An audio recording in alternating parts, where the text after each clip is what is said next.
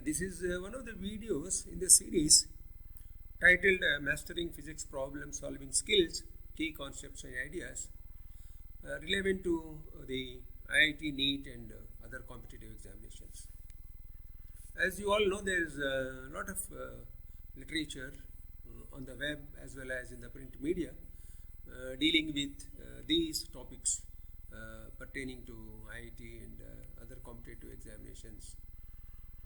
So having gone through all that, I thought it may be of some use if a few videos are made explaining the approaches in problem solving in the examinations, so that they can do it accurately and they can also do it in time, because the time and correctness is the crucial factor in deciding the score of the students. So for this, I have taken examples or the questions from the previous IIT examinations, and I will discuss the solution which is available already in some places, and also I will try to suggest what could be a better way of doing the problem so that one can do it faster and without much difficulty. Hope this will help, and if this approach helps you, so after going through the complete video, you may leave your comments, and also if you like to watch more of these videos, then you please subscribe to the channel and press the bell icon, so that I will be motivated to add more of these videos for the other chapters pertaining to the competitive examinations. So hope you will like it. Thank you. Here in this video, we will discuss a few problems from the chapter and units and dimensions. These problems have appeared in the previous examination. So the first problem is in the formula x is equal to 3yz square. X and z have dimensions of capacitance and magnetic induction respectively. What are the dimensions of y in MKSQ system?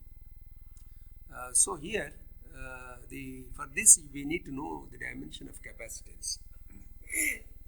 But how do we know the dimension of capacitance? Is that we should be able to write this derived quantity in terms of the fundamental quantity. So that's what I am trying to show here. Q is equal to capacitance into the voltage. So the C is Q by V, then C is Q. Now what is voltage? Voltage is joules per coulomb. So joule is nothing but force into distance. So the joules per coulomb, we will get 1 Q on the top. So this is force into L, distance, which is energy. So this is how we should write in terms of the fundamental quantities. Then that is how we get the dimensions of the derived quantities. So same is true for the other quantity, magnetic induction. So here we are using the formula. The force is equal to QVB, that is the force on a moving charge is F is equal to QV cross B actually. So this we can again write down the dimensions of the inductions. So that's how. So this step, I am just trying to give this step which is missed because we cannot straight away write what is capacitance dimension. So one has to work. So this is what I am indicating here. And the next problem is a interesting case. Here what is happening is here the dimension of epsilon 0 e square. So one way of doing this is the long way, that is simply try to get the dimension of epsilon 0, you work out, then get the dimension of the electric field, and then we can just plug in and then manipulate to get the dimension of this quantity. But we know that this quantity is nothing but energy density. Energy density is energy per unit volume. So energy is F dot L, unit volume is LQ. So it's very simple, and straight away, quickly you can get the answer. So that's where it is very necessary for the students to know all the physical quantities which occur in the chapters of physics, and also expressions for the physical quantities. So that will help in solving the units and dimensions problem very fast. So this is one example, and here it has been done correctly. So we'll go to the next question. Sorry, actually I was making attempt to use a pen, but I have some problems, so I am doing this. I hope in the next videos things would be better. I'll sort out the problem of the pen. Now here, the next problem here is, remove the camera. A quantity x is given by epsilon 0 L dV by dt. Here L is the length, not inductance. Then this is the voltage. So in expressions wherever you encounter some constants like epsilon 0 or mu 0 or the Boltzmann constant or anything like that, the best thing would be to eliminate that constant. That is, try to write that constant in terms of other quantities. Then manipulate. That is a quicker way of doing it. So I will show here how to eliminate epsilon 0. So here what we do is we use Gauss's law. So that means it is important for the student to remember the formulas, and the right formula. Epsilon 0 is Q by EA. This is, I am using Gauss's law. That is, electric flux is nothing but the total charge by epsilon 0. So that is the law which I am using to eliminate epsilon 0. So epsilon 0 is nothing but Q dot Q. So now this is electric field actually. Electric field is nothing but force by Q. So that's how one Q appears on the top. Then you have F. Then this is area, which is L2. So similarly for the voltage, it is simple. That is joules per coulomb, F dot LQ. So you can plug in this and get the answer. So this is how elimination will help to do it without much difficulty, and this is a fundamental way of doing the problem.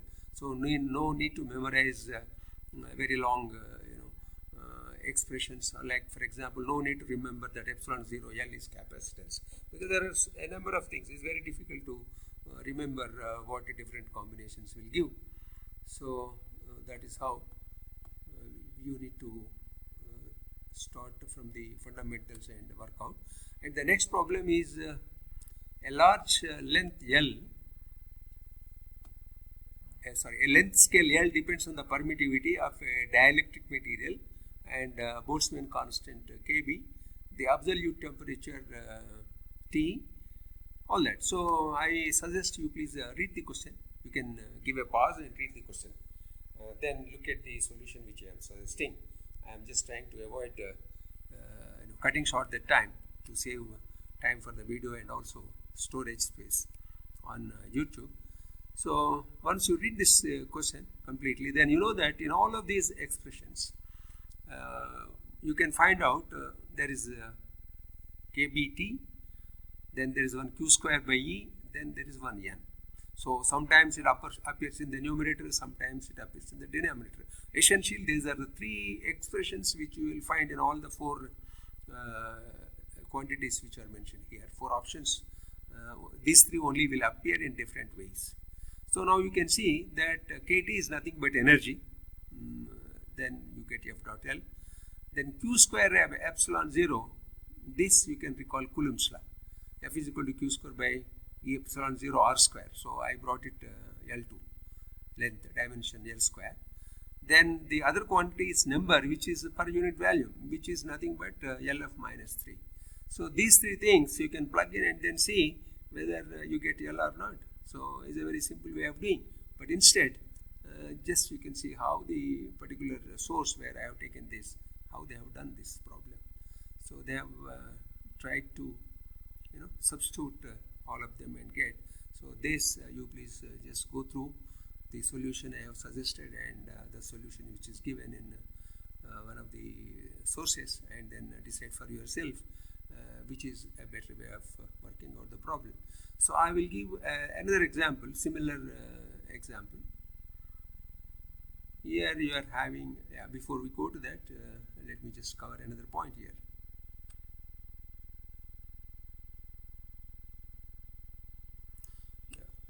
So in this case, in all the places where you get exponentials, you should know that this term is always of dimensionless. And then the dimension of right and left are the same is very obvious. But what is important is this is dimensionless. So alpha z has the same dimension of k3, k theta. Theta is here is the temperature. So then Az, I am writing A instead of alpha. So Az is energy F dot L. Then that gives us, because this is equal to k theta is F dot L. So then Z is L, that is given, Z is distance. So then we find the alpha is nothing but has a dimension of force. Now this is pressure, so beta should have the dimension of area. So that is how you can come to the right answer. So we'll go to the last problem again, which again gives you the example of how to eliminate the mu 0 and epsilon 0. So this is a problem. Here you need to see which of them are dimensionally correct. See, we have mu 0 I square and epsilon 0 v square.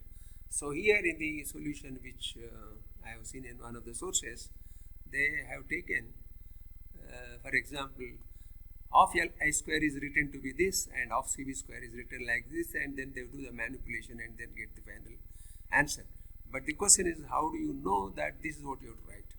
So instead, what I suggest is go in the most fundamental way and just eliminate mu 0 and epsilon 0 or any other constant for that matter which appears in the expressions that we encounter.